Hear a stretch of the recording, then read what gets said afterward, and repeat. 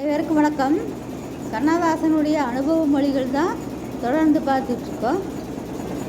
இன்றைய அனுபவ மொழிகள்: இரவு என்றால் பகல், இன்பம் என்றால் துன்பம், நன்மை என்றால் தீமை, கடவுளின் சக்கர சுழற்சியில் இந்த கருப்பும் வெண்மையும் தவிர்க்க முடியாதவை. வேகமான ரயில் குறைந்தபட்சம் ஆடியாவது தொல்லை கொடுக்கும். சுவையான சாப்பாடும் சில சமயங்களில் வயிற்றுப்போக்கு காரணமாகலாம்.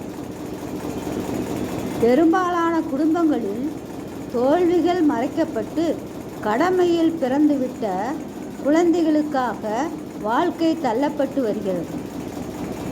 திரும்ப திரும்ப சிந்திக்கும்போது உலகத்தில் நாம் தான் வாழத் தெரியாதவர்கள் என்று எனக்கு தோன்றுகின்றது என்று கவியரசு கண்ணதாசன் அவர்கள் தன்னைத்தானே சொல்லிக் கொள்கிறார்.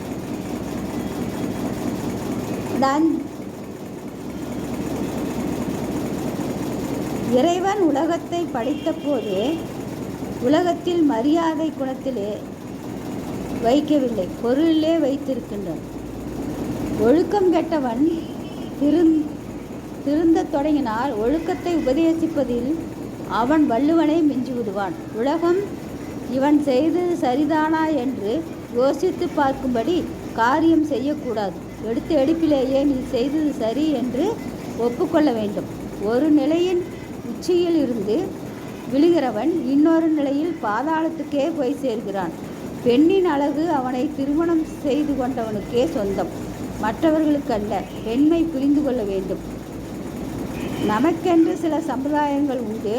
அந்த சம்பிரதாய வேலிகளுக்கு அப்பால் ஒரு உறவை தேடிக்கொள்ளும் போது நம்முடைய வண்ணம் அந்த தேகத்தில் பூசப்பட வேண்டும்.